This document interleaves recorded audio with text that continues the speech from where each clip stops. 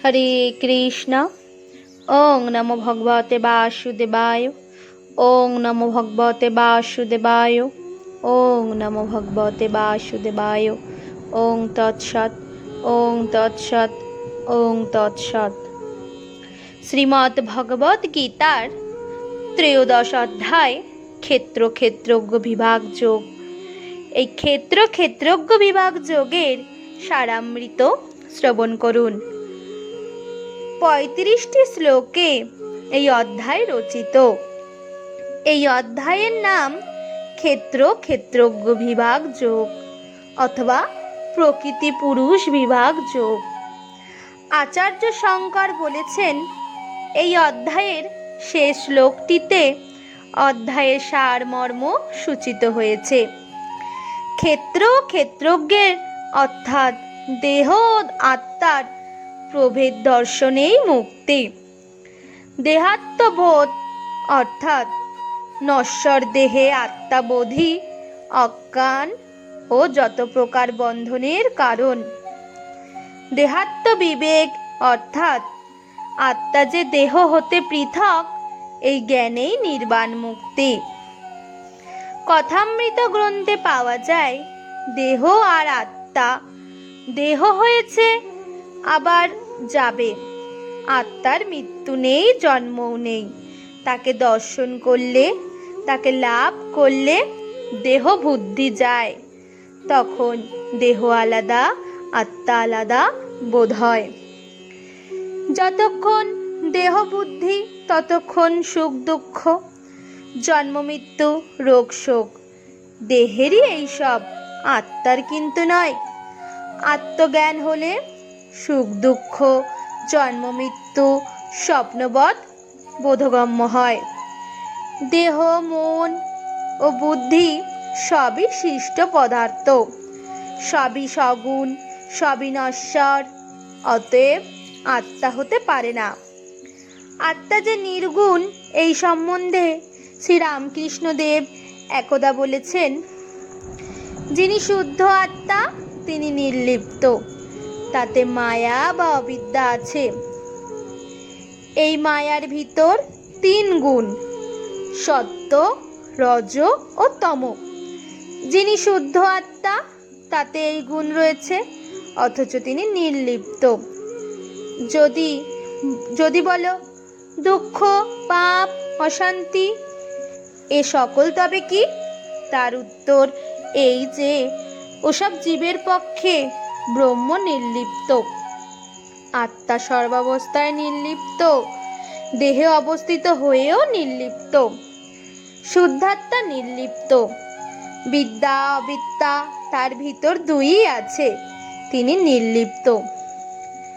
বায়ুতে কখনো সুগন্ধ কখনো দুর্গন্ধ পাওয়া যায়, কিন্তু বায়ু নির্লিপ্ত।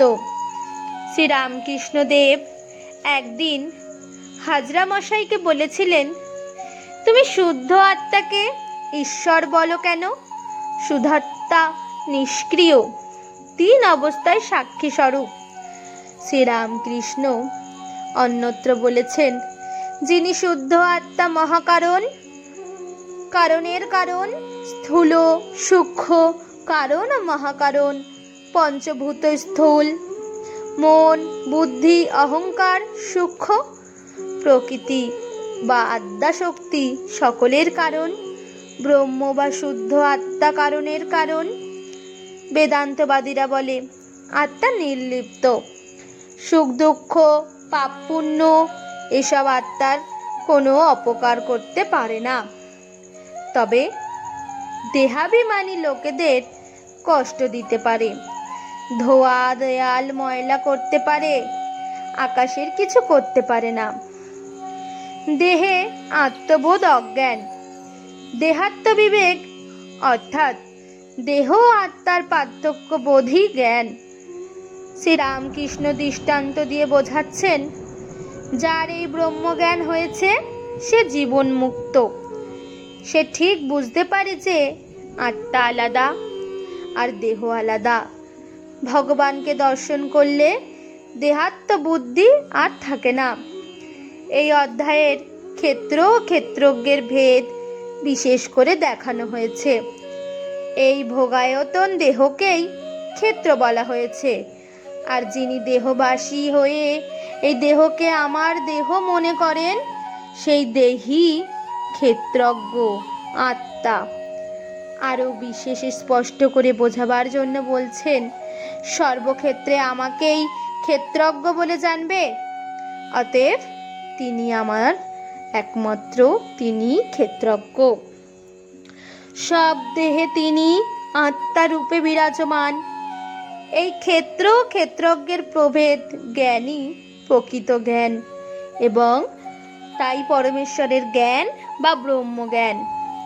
এই জ্ঞানে প্রতিষ্ঠিত হতে হলে কতকগুলি সাধনের দরকার, এবং বিভিন্ন সাধন মার্গের সাহায্যে ওই তত্ত্বজ্ঞান বা ব্রহ্মজ্ঞানে প্রতিষ্ঠিত হওয়া যায়। যোগমার্গ অবলম্বন করে ধ্যান ধারণা ও সমাধি দ্বারা যেমন আত্মদর্শন সম্ভব, তেমনি আত্ম অনাত্ম বিচার রূপ জ্ঞান মার্গ অবলম্বনেও সেই আত্মজ্ঞান রূপ মোক্ষ লাভ হয়ে থাকে। আবার কর্মমার্গ ও ভক্তিমার্গেও আত্মালভ্য ওই চরম অবস্থাকেই আত্মদর্শন, ব্রহ্মস্বরূপতা প্রাপ্তি, সর্বভূতাত্মৈক্য জ্ঞান, দেহাত্ম বিবেক, পুরুষ প্রকৃতি বিবেক, ব্রহ্মজ্ঞান, পরমেশ্বরের দর্শন বা মোক্ষ ইত্যাদি বিবিধ নামে অভিহিত করা হয়েছে। গীতা গঙ্গা চ সাবিত্রী সীতা সত্তা পতিব্রতা ব্রহ্মবলি ব্রহ্মবিদ্যা ত্রিসন্ধ্যা মুক্তি গেহিনী অর্ধমাত্রা চিদানন্দা ভবগ্নিভ্রান্তি নাশিনী বেদত্বয়ী পরানন্দা তথাত্ম জ্ঞান মঞ্জরী।